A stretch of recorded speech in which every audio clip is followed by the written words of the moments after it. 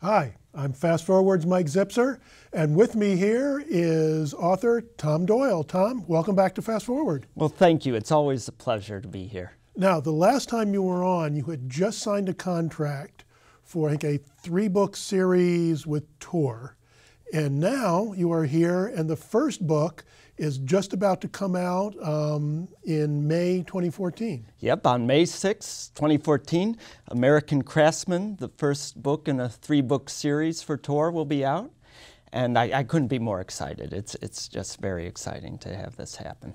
Yeah, and it's a really neat book. I got an advanced copy and read it. It's a great book. It's an unusual book for Tor in that it's a kind of military, there's fantasy, it's a military kind of today military book. It might have been a Baen book for people who know the sort of the publishers in science fiction fantasy. It does, however, the editor, Claire Eddy, has an interest also in books that have a historical aspect. And this book, though it takes place in the modern day, in modern-day America, has a strong historical backstory to it. The families of all the main characters go back to the founding days of the country. And so one line are the descendants of John Endicott, and another line are the descendants of Anne Hutchinson, the notorious heretic in Puritan days. And the main character, Thomas Morton, he was known as America's first rascal. He was a bit of a pagan amidst the Puritans. And so I've created these fictional lineages of their descendants who have been practicing magic and serving the country as soldiers or spies or in other aspects. And they've all been feuding with each other also for hundreds of years. So that's all in the stories they tell during the book. You learn about this kind of crypto history that's been going on for a couple hundred years. Oh, and there's the Addixes too. Oh, yes. Descendants of Crispin Addix. Yes, and he will be more of a part of book 2, but he kind of appears in this as sort of a little promise that we'll get some other American families besides New England colonial descendants. Right, and there's hints in the book that the Native Americans, even before the Europeans came, had the magic as well. Yes, and that the Mortons, in fact, are descendants of Thomas Morton, and he had children with several Native American women, and his line is therefore more in tune with the kind of Native American magical practices than some of the other families. But this is also a military thriller. Oh yeah, very much sort of Tom Clancy meets, the dark arts sort of blend.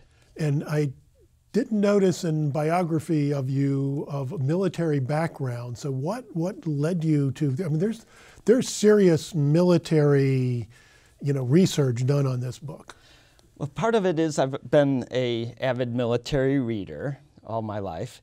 Part of it is I've had friends that I was able to talk to about this, including a friend who served in Special Forces in Gulf War I. And so I use that for the research background. And being here in DC, of course, you absorb a lot of that. It was initially going to be a much broader look at American magic. It was going to involve a character from the military and people who didn't know they were magical and all this. And Stephanie Dray, I think you may have met her, who's also an area science fiction fantasy writer. She was one of the first readers of the books, and she read the Dale Morton section, and she pointed her finger with that and said, "Here, this is your story. These people and what they've been doing for hundreds of years, that's where you want to go with this." And so what was going to be a broader look kind of became more focused on the military and espionage aspects. And with the Mortons, because their history is really kind of a driving force in things and is a big part of the relationship between characters in the books, because the Mortons, there is what you call the left hand. the left hand being a euphemism for the evil side of the family, particularly of the Morton family. And in that lineage, basically, this book assumes that Poe and Hawthorne were writing thinly veiled nonfiction. And so there are characters named Roderick and Madeline Morton. And I noticed that. Yeah, and those names are drawn, of course, from Poe's The Fall of the House of Usher, except it wasn't the Ushers, it was the Mortons who fell. And they were engaged in various practices attempting to either become immortal or tie into some otherworldly entities and gain more power, and they would stop at nothing in their pursuit of that. And finally, the kind of what I call the orthodox Mortons and the other families on the side of good had to besiege their house and get rid of them. They were just kind of a cancer in the midst of the country. It's a very dark history, and the parts of the book get very, very dark and disturbing. Well, and that goes with kind of the American lineage of the fantastic, in my view. I mean, we have a kind of lineage that, and it's been highlighted in things like True Detective lately, going back to the work of Chambers, but we have Poe and Hawthorne's views of the fantastic, and even Irving's, some of his stories. And you go through people like Chambers up through people like Lovecraft, and there is this sort of, the American fantastic, there isn't so much fairy realm as there's an interdimensional place that happy things do not come from. And that's the sort of the dark undertone in our fantastical literature of the previous century.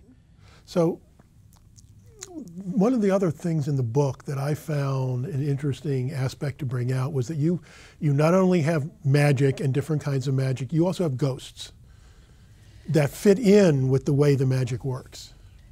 They fit in with the way the magic works. They also fit in with this kind of emphasis on ancestry and family, that even when you're dead, your duties towards family do not end, and your descendants are going to be looking towards you, and they literally know that their ancestors are watching their actions, and they have certain standards of honor and duty that they uphold, because if they don't and they go home, you know, Grandpa's going to have words with them about, you didn't live up to the family name. You got to do better. Yeah. And the dysfunctions in the families go on past death as well. That's in my book. The Morton grandfather and father are still at each other's spectral throats after decades about things that happened during their lifetimes. They, unfortunately, ghosts are in some ways kind of a frozen recording, and their ability to change and adjust, they aren't organic, they aren't living anymore, and so they get frozen in the moment of whatever feuds were ongoing during their living days. And so the grandfather and father are still hashing out issues that, you know, among the living might have been taken care of decades before, but among ghosts, just they can't stop it. They can't stop. And even kind of friends, so to speak, of Dale Morton's that have died give him problems, because at the beginning of the book, there's the thing that kicks things off is a very nasty incident in Iran. Or it's not in Iran, oh, that's right. and not specified otherwise that's right. either, because I didn't want to tie it too much to a given place and date. But somewhere in the broader Middle East, a black ops operation against a enemy sorcerer goes terribly wrong, and one of Dale's teams, who's a victim of that going so wrong, comes back to haunt Dale about that and other issues. And he is, it's very, well, he's the archetypical dark revenant who comes back and really consistently terrifies the protagonist and keeps him haunted. And I'm also interested in some of the research you did, because one of the major characters is Cherie. Yes, Sherry. Sherry, who is Persian, she's Farsi background, speaks Farsi, and she becomes a major character in the book.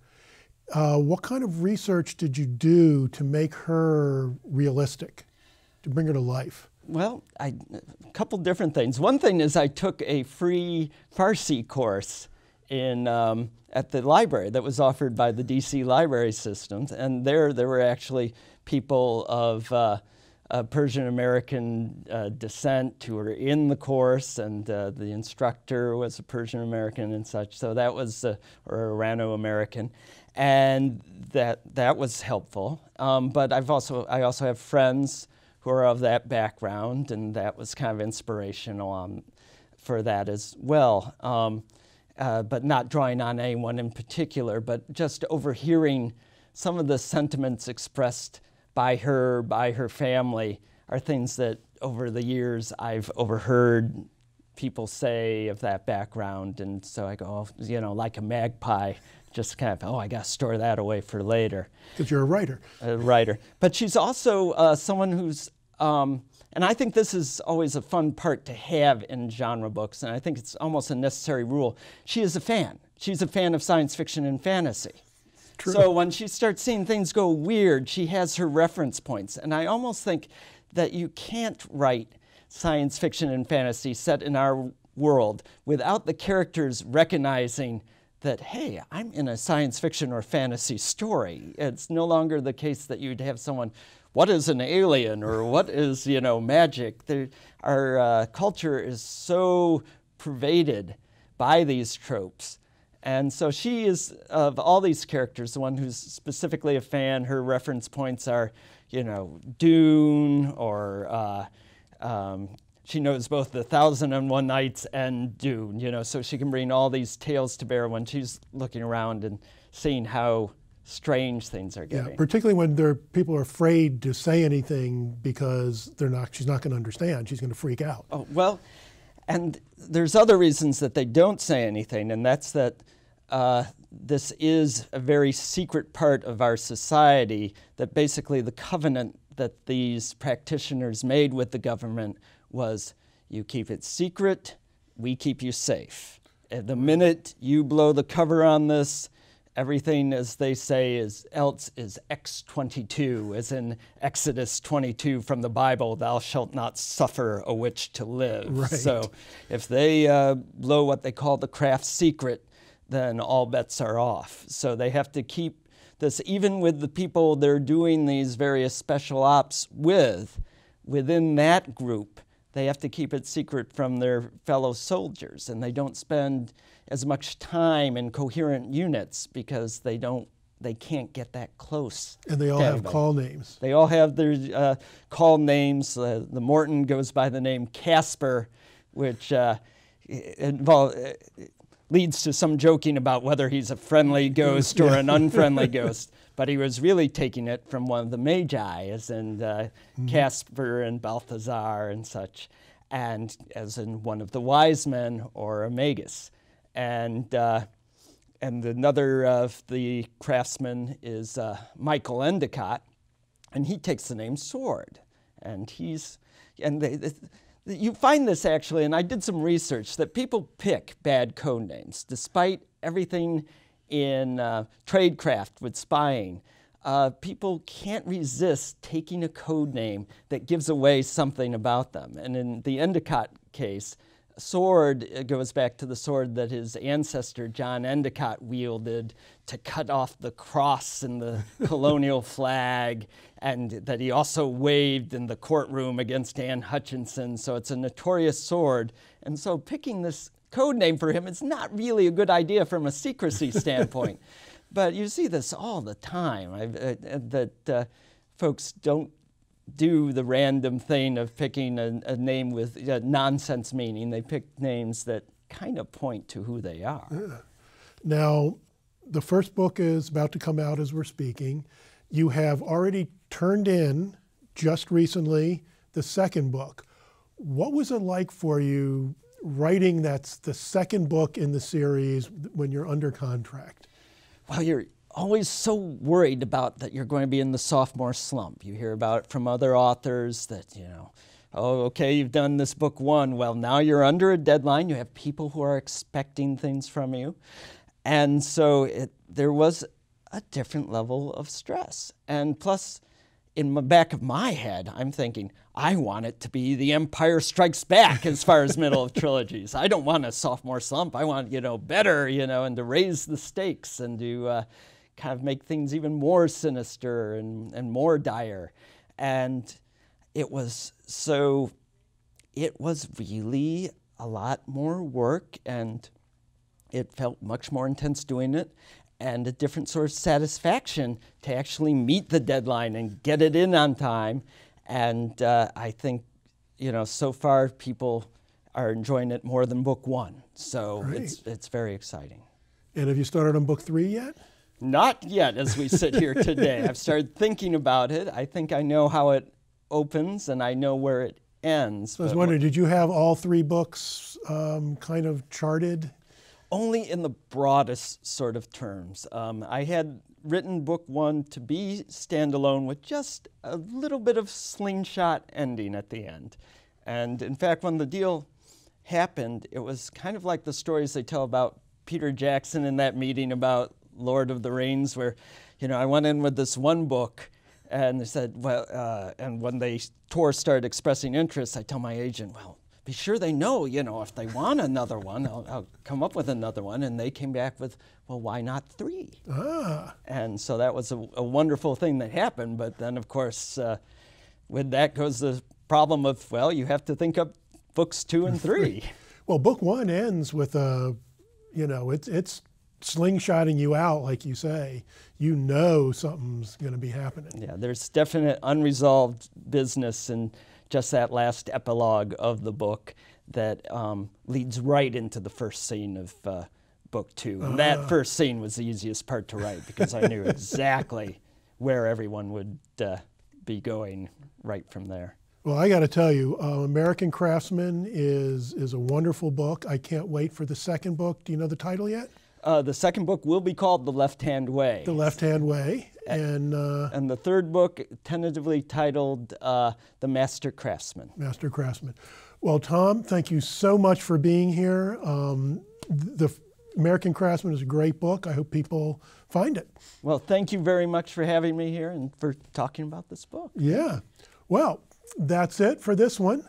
So for everyone here at Fast Forward, this is Mike Zipser saying, take care.